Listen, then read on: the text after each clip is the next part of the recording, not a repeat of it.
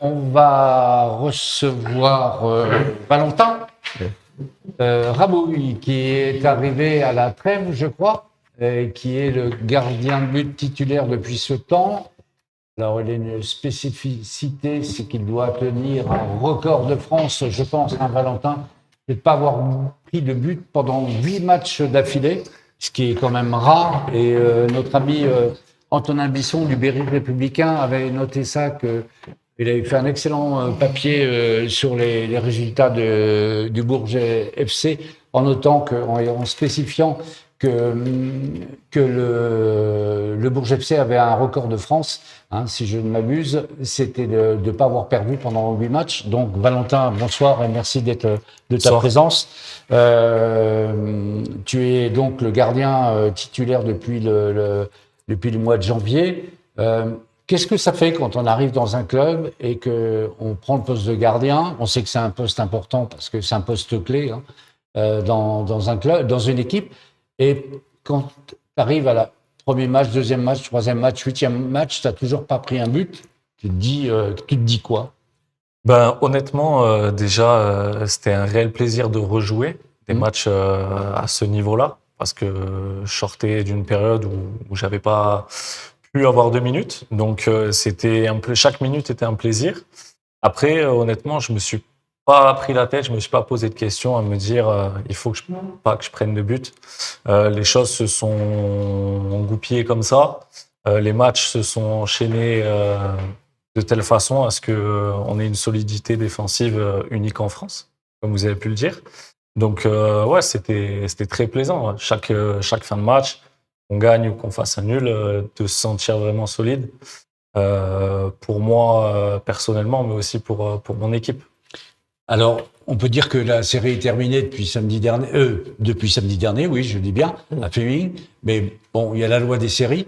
Je ne sais pas si tu y crois, à la loi des séries, mais c'est quand même une superbe série, parce que c'est encore une fois un record de France. Ça fait quoi de perdre un match d'un seul coup comme ça, comme samedi dernier? Je vous avoue, on est frustré. Ça fait quoi? Non, frustré. Je pense honnêtement, on est passé à côté du match. Maintenant, il faut pas non plus, il n'y a pas tout à jeter. Non. Évidemment, la série était tellement belle, j'ai envie de dire que je pense que ça s'était jamais fait à ce niveau-là, même à des niveaux supérieurs. Évidemment, les gens ont pris ça un peu comme un coup d'arrêt, sauf que pas du tout. On a perdu le match. Donc maintenant, on va travailler pour repartir sur une belle dernière série. Alors, Valentin, rebonjour. Il y a quand même dans cette série, dans cet événement, qui est finalement pas, un non-événement, puisque c'est la seule équipe qui nous a battus à l'aller et au retour. Oui, moi au match aller, j'étais pas là, donc je pourrais pas me prononcer. Je sais pas comment ça s'est passé. Comment t'as joué, comment t'as passé. J'avais pas vu le match, mais alors c'était au moment où l'équipe n'allait pas bien aussi. Ouais. Les résultats n'étaient pas très bons. Et est-ce que, par exemple, là on a joué cette équipe-là chez elle, donc à l'extérieur, match à l'extérieur, contexte particulier. Nous on commente et on voit les matchs à l'extérieur. On a vraiment l'impression que Bourges fait peur. Et les équipes, elles mettent un bloc bas, très bas, et demandent à Bourges de faire le jeu. Est-ce que c'est ce qui s'est passé samedi? Clairement, c'est ce qui s'est passé samedi, et je vais aller un peu plus loin. Depuis que je suis arrivé, je crois que j'ai fait disputer 12 matchs. Je pense qu'il n'y a pas une équipe qui a été en bloc haut contre nous. Toutes les équipes nous ont craint, à l'image de Thionville, en fait, qui sont venus ici clairement chercher un match nul. Moi, je jouais au milieu de terrain tout le match quasiment. Donc, c'est pour dire que les équipes sont en bloc très bas. Donc, ça nous pousse à animer le jeu, à le créer. Et des fois, on peut se faire punir comme ça a été le cas ce week-end. Tu dis que tu joues au milieu de terrain, effectivement. Donc, ça veut dire que tu as des qualités de joueur de champ?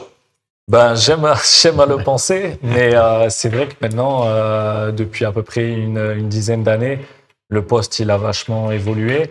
Le jeu au pied fait partie intégrante du poste de gardien de but, et c'est sûr que ça soit au niveau professionnel ou dans l'antichambre de la N2 et de la N1, c'est une arme, c'est un atout pour un gardien d'être à l'aise avec ses pieds pour aider son équipe du mieux possible, quoi. Évidemment.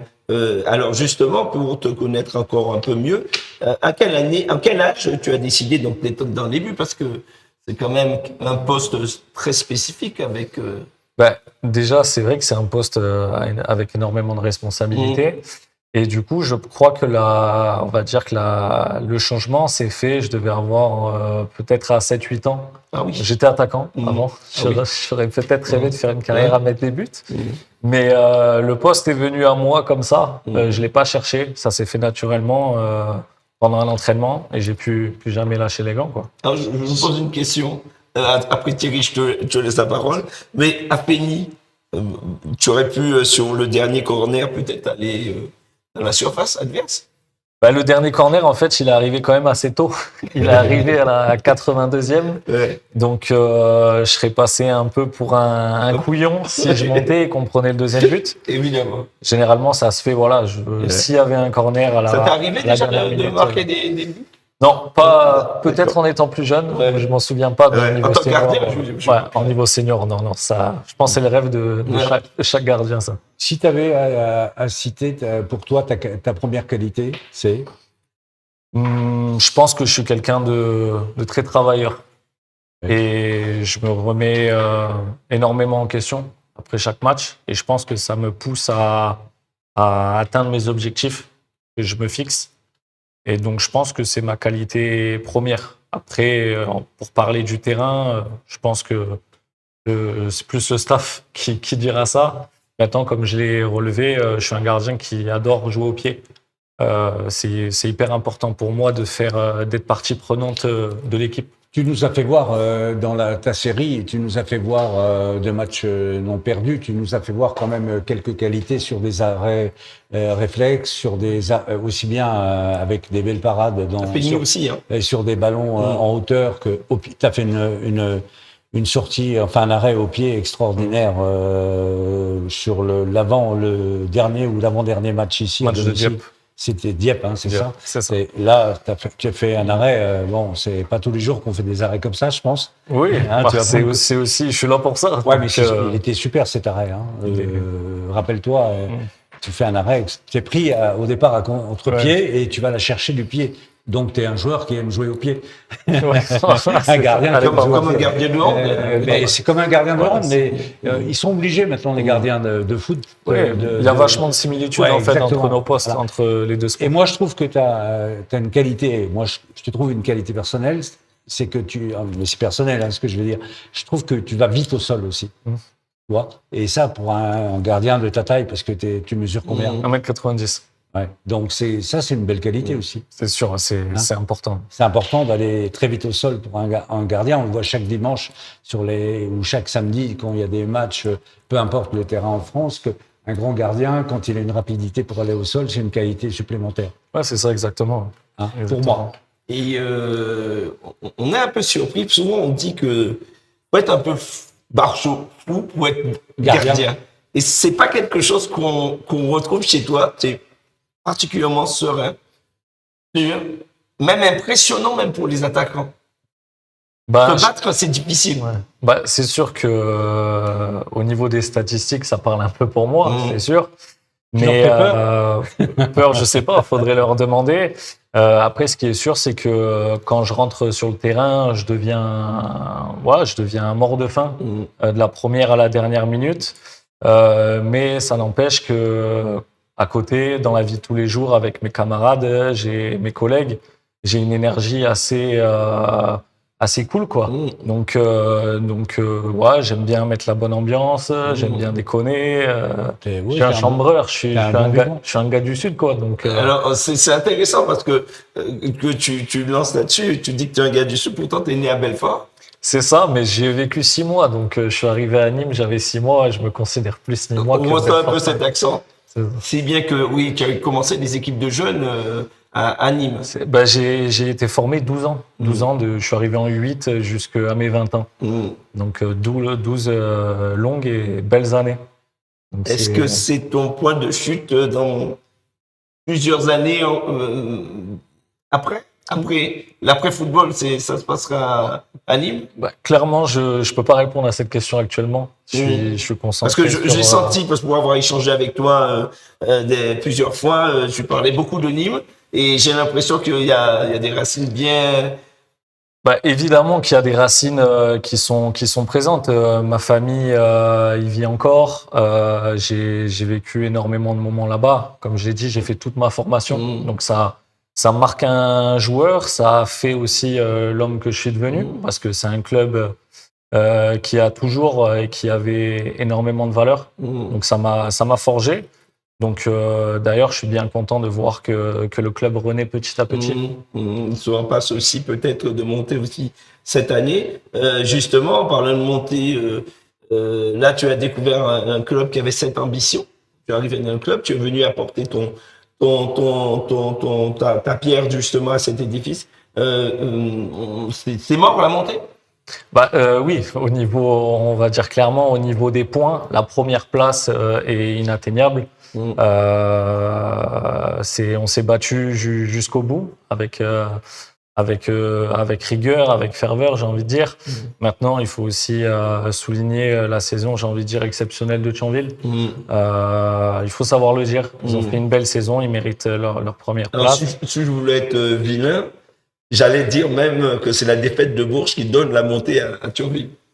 Oui, c'est sûr. Notre défaite le week-end dernier avec leur nul, si je dis pas de bêtises, leur donne la montée. Ils vous ont pas remercié? Je sais pas ce qu'ils ont prévu. Non, mais tu as raison. Ils ont fait quand même une performance incroyable. Une montée, ça se prépare et en plus, faut être dans le jeu. Ils ont eu un moment difficile aussi, comme nous on l'a connu aussi, mais ils ont toujours rebondi. Donc c'est pour ça. Cet adversaire. D'ailleurs, ce sera un moment bientôt d'aller les célébrer leur montée en les battant là-bas. C'est ça, dans 2 semaines. J'espère. De toute façon, nous, comme je l'ai dit, on n'a pas pu avoir la première place, mais la saison, elle est loin d'être finie. On a eu ce petit coup d'arrêt à Fény week-end dernier, mais on va tout faire pour bien finir, aller chercher le maximum de points et évidemment aller gagner à Thionville comme les 4 autres matchs. Il y a aussi la perspective de finir meilleur deuxième. Oui, aussi. Après, sur ça, il y a énormément de on-dit. Donc, on ne sait pas vraiment comment se projeter. Nous, ce qui est clair et net, c'est qu'on veut finir deuxième de cette poule. Et on va tout faire meilleur pour... deuxième il y a 3 poules en national. Oui, il y a 3 poules. C'est le meilleur deuxième des 3 poules. Meilleur deuxième des 3 poules, ça c'est... Mais d'abord, c'est un mini-championnat entre le premier et le 5e de chaque poule déjà. Et après, on fait les points et après, on compare les points. Donc, c'est assez complexe. On verra. Il paraîtrait qu'on serait deuxième. Là, au fameux meilleur deuxième, là. Donc, on verra. On verra, mais quand on est dans un état d'esprit comme ça, qu'on sait qu'on ne peut plus rien faire par rapport à la première place, parce que Thionville, ils ont marché sur l'eau pendant 11 matchs. Ça, tu viens de le dire, mais c'est vrai.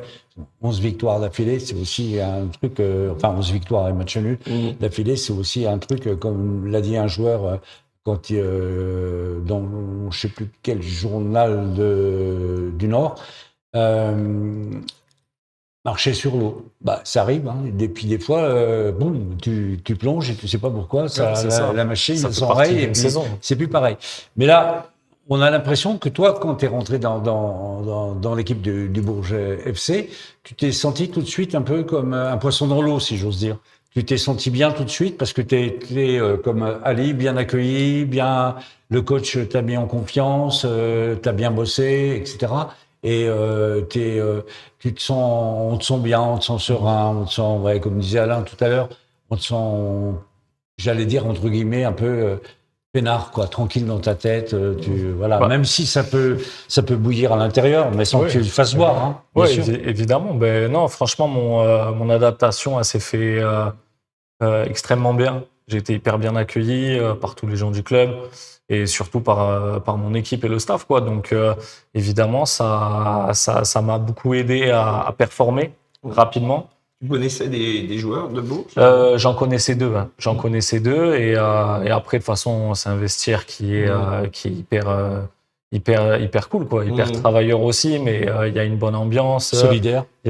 très solidaire et puis il y a une énergie assez folâtre dans les vestiaires, quoi. Donc, et puis le club, bon. il avait besoin de toi au moment où tu arrives, parce qu'on avait notre gardien qui avait débuté le championnat qui était blessé. Léo, et il ouais. fallait donc que tu sois tout de suite opérationnel. Ouais, c'est ça. Et toi, tu avais faim. Donc, les deux objectifs se sont rejoints, ce qui permet justement à la fois pour toi d'être performant et pour le club d'être satisfait, parce que ça a permis de redémarrer la saison alors qu'on l'avait terminé un peu, enfin, la mi-saison, parce que là, on était un peu au fond du trou avec toutes les quelques défaites qu'on a eues au mois de décembre. Tu as connu des sélections nationales en jeune? Une seule. Et j'étais en U17, je crois. Il a un U17. point commun. On a reçu un joueur qui a connu aussi une sélection. C'était la semaine, il y a 15 jours. C'était Eladj? Non? Non, Koli. Koli. Il a connu une sélection aussi. Donc, bon, normalement, il y a un entraîneur des gardiens au sein du club. C'est ça, Alexis. Donc, vous avez sans doute déjà échangé sur des qualités intrinsèques. Dans quoi tu as besoin de faire des progrès encore? Je pense que arriver à ce niveau-là, c'est tous les gardiens de ce niveau-là ont un minimum de qualité, j'ai envie de dire. Après, chacun a maximum.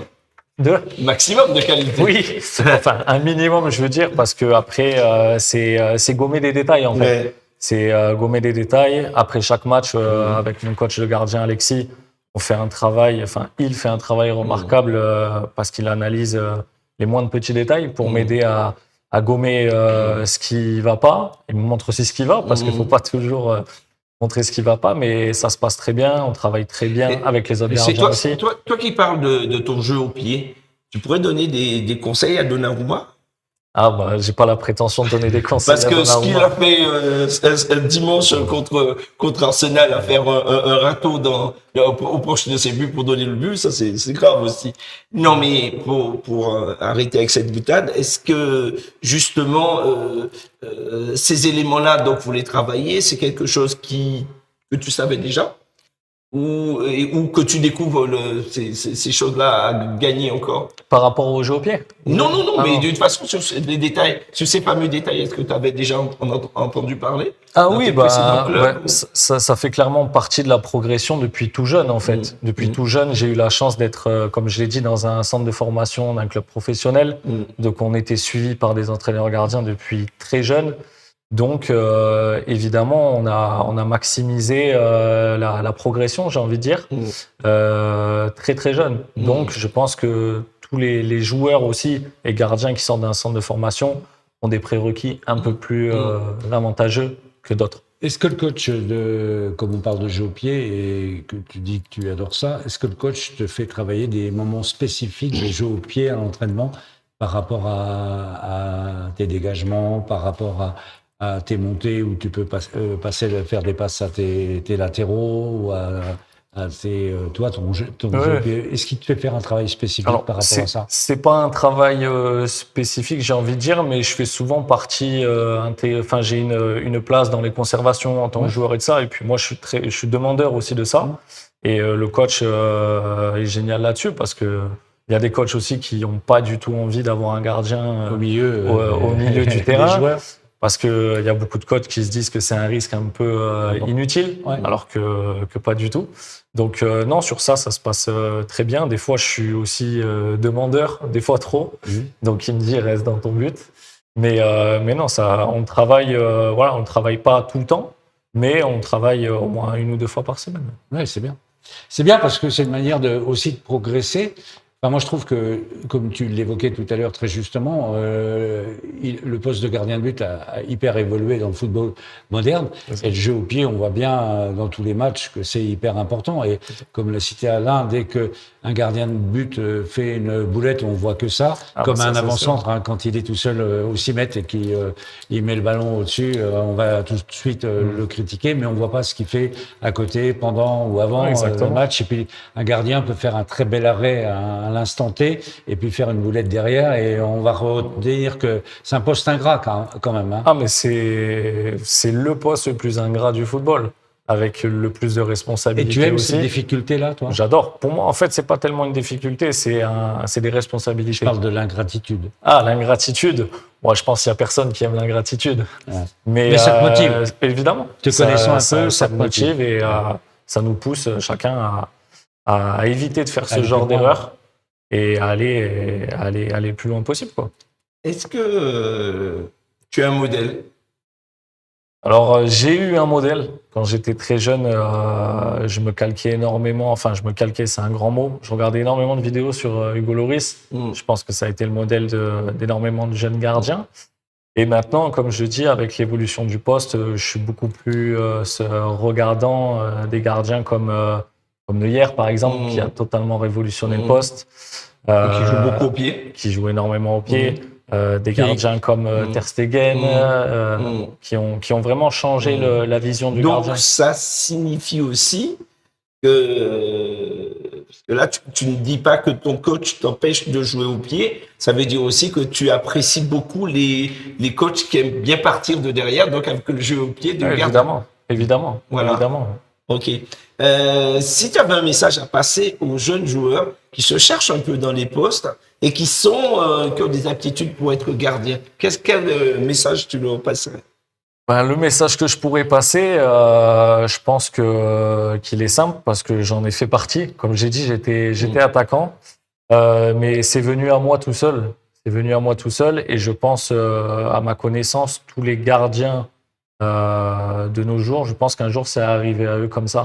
Ils l'ont pas choisi, ça s'est fait comme ça naturellement et ils se sont découverts une qualité de gardien de but. Je pense qu'on est gardien de but de base. On peut pas le devenir. Même quand j'étais attaquant, je pense qu'au fond de moi, j'aurais été Tu n'as pas envie gardien de de but. redevenir attaquant? Non, j'adore mon poste, donc pour rien au monde, je changerais. Et peut-être que c'est aussi ce dont tu as parlé, c'est cette responsabilité qui t'ont fait justement reconnaître et être reconnu dans ce poste-là, qui fait que finalement tu as plus envie de changer de poste. Ouais, c'est ça. Et j'étais en train de dire, est-ce que par exemple le coach il a des apartés avec toi particuliers par rapport, comme il peut l'avoir pour des joueurs importants dans le groupe, sur les attaquants, sur des questions, est-ce qu'il t'entretient les veilles de match, même le début du match, ou en particulier après le coaching d'avant-match? Pas particulièrement. Après, ça peut arriver. Avec le coach, on a une très bonne relation de confiance. Donc, il sait très bien que s'il a quelque chose à me dire sur moi ou sur l'équipe, par exemple sur l'état de forme ou comment ça se passe, il sait très bien que je vais être à l'écoute, que je vais essayer, moi, de lui apporter les réponses à ses questions. Et je pense aussi, oui, comme d'autres joueurs. Et ça fait partie aussi du rôle d'un gardien. Souvent, on dit les gardiens sont rarement capitaines, mais être gardien, c'est déjà être capitaine un peu dans l'âme. Je voulais en venir. Voilà. Okay. Donc non, les échanges se passent très bien. Et le côté mental, parce qu'on sait qu'un sportif, ça représente, alors je ne sais plus, on me l'a dit l'autre jour, c'est 75 ou 80% le mental. Et toi, le côté mental, tu as ça en toi, t'as besoin d'être motivé, ou tu te motives tout seul, ou tu as besoin d'avoir des conseils parfois aussi de ce côté-là? Des conseils, évidemment, c'est toujours bon à prendre. Je sais qu'on discute, pas énormément, mais avec mon entraîneur des gardiens, on a des petites routines d'avant-match. Par exemple, on prend un petit café, on discute de la semaine, comment ça s'est passé. Mais au niveau du mental, oui, comme vous l'avez dit, c'est hyper important. C'est hyper important. Ça va mettre en avant, j'ai envie de dire, les qualités d'un joueur. Parce qu'un joueur qui a énormément de qualités, mais s'il n'a pas confiance en lui, on ne les verra pas. Donc le côté mental est très très important et c'est ce qui m'a aussi forgé toute ma jeune carrière, j'ai envie de dire. Parce que ça n'a pas toujours été tout beau, tout rose.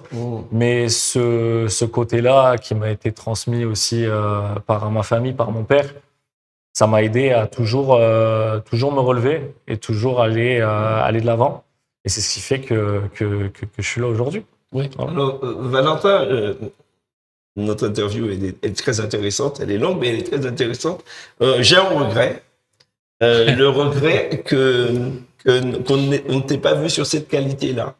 On t'a jamais vu face à des tirs au but ou des pénaltys. Et malheureusement, notre parcours en Coupe de France s'est achevé très vite. On aurait souhaité justement qu'on puisse te voir là, parce qu'on parlait du mental. Et c'est très important aussi d'en avoir justement dans ces moments-là. Comme on t'a dit, tu impressionnes. Ouais. Et comment tu es par rapport à ça? Est-ce que tu as Par rapport méthodes aux séances de pénalty, des tirs au but, des pénaltys, bien souvent, en fait, il y a une information qui est assez erronée là-dessus, c'est que les gens disent souvent c'est la loterie. Pour moi, je pense le contraire. C'est un jeu d'intox, en fait, de malice à avoir avec l'attaquant. Voilà, arriver à créer le doute dans sa tête.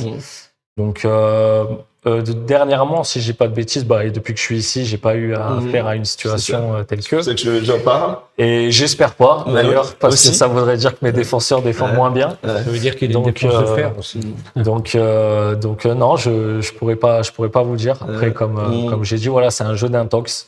Et puis après, si le ballon est bien tiré, faut dire aussi bien joué quand il y a but. C'est ça. Et au-delà du football, Valentin, tu as d'autres passions dans la vie? Alors, d'autres passions, je touche un peu à tous les sports quand je suis en vacances, que ça soit en mode hobby, j'ai envie de dire. C'est pas, je dis c'est pas de la compétition, c'est toujours un peu de la compète. Quand on est compétiteur, on l'est tout le temps. C'est ça. Je sais que quand je rentre dans le sud, je fais pas mal de pétanque. Ouais. Donc j'aime bien jouer avec mon père. Après pas mal, voilà, tout ce qui est un peu sport de raquette, j'aime bien, paddle, un peu de tennis. Et aussi un peu de course, voilà, j'aime bien un peu m'évader, les paysages et tout ça, quoi. Et justement, quand tu parles d'évasion, est-ce que pendant la semaine, avant un match, comme là, dans 48 heures, on va assister à Bourges-Colmar, est-ce que dans la semaine qui précède ce match, malgré les entraînements, malgré tout ça, est-ce que tu as besoin de te mettre tout seul dans un coin un peu ouvert? Je ne te parle pas quand tu es à l'entraînement, mais par exemple, tu as besoin de rester chez toi pour te concentrer, te motiver, ou tu es quelqu'un qui peut aller se balader, qui peut faire des tas de trucs à côté?